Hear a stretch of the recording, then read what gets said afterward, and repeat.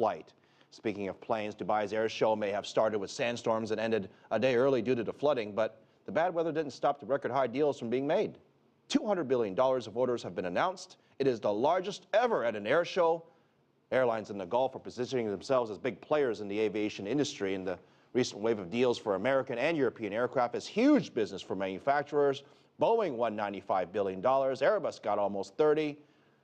Some are concerned, though, that the region's aviation expansion will ultimately outpace demand.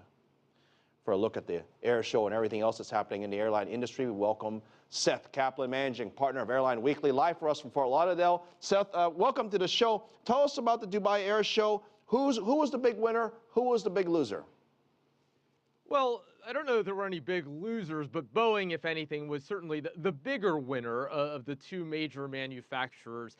You know, its new 777X, which it really sort of rushed to start selling, wasn't maybe quite ready to do it, turns out to be a big hit. It's flying off the shelves. Airbus, having spent many years trying to market the A380, that double-decker plane that passengers love, but that airlines haven't been buying in as great a numbers, struggling to catch up with wide bodies now that airlines do like, something like the A350, but Boeing, having really focused for a while on airplanes that simply airlines like better, is in the lead right now in terms of what came out of the Dubai Air Show. Seth, why do you think the, when the 380 was first being invented, there was a lot of discussion, and Boeing basically said, and they've said it publicly, that look, there's a very small demand for the A380. In fact, we think there's a much higher demand for the 787 and ultimately for the 777. The 380, is it a success? It's not, Phil. Again, passengers love the plane. The problem is that, in this case, Boeing was really right. Yes, there was some demand for the plane, but not enough to justify the program.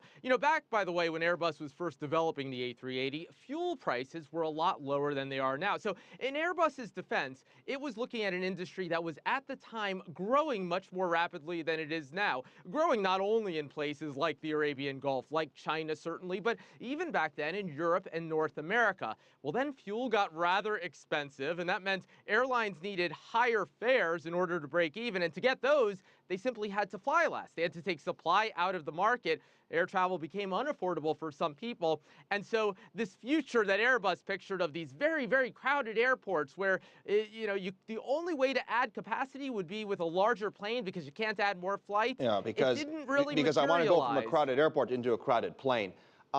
The 777X, okay, it's 2 engines, it's a wide body, 300 some passengers. The new one, what's the difference between the new XXX, versus the old 777?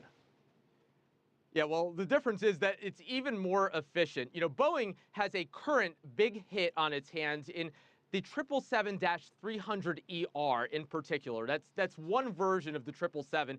And the reason airlines love that plane so much is because it's really not all that smaller than the A380, but it only has 2 engines. It can fit at most, let's say, normal airport gates. So it burns less fuel, a whole lot less fuel, considering that it carries nearly as many passengers, and you don't need to treat it as specially. So airlines love that. And when Boeing says, hey, we've got something even better, airlines are interested.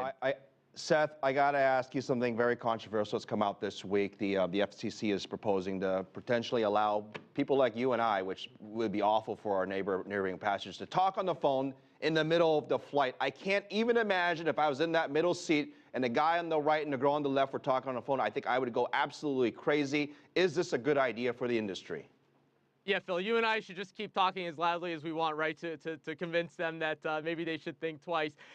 Look, it's clearly safe, and it's being done in some parts of the world. That's no longer a question. But right, whether we want that woman at the supermarket line talking loudly behind us last night, or that guy at the restaurant this afternoon sitting next to us on a long-haul flight doing that is an entirely separate question. Well, something that airlines are going to take into standing in line in a grocery store, I can run away from some crazy. I'm sitting next. I am stuck in my seat belt because the flight attendant says I can't leave.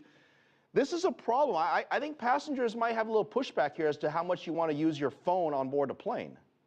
Yeah, and some of the airlines in the U.S. certainly have said that their passengers have expressed that they're not all that excited about this. In the end, it's going to be a question of dollars and cents.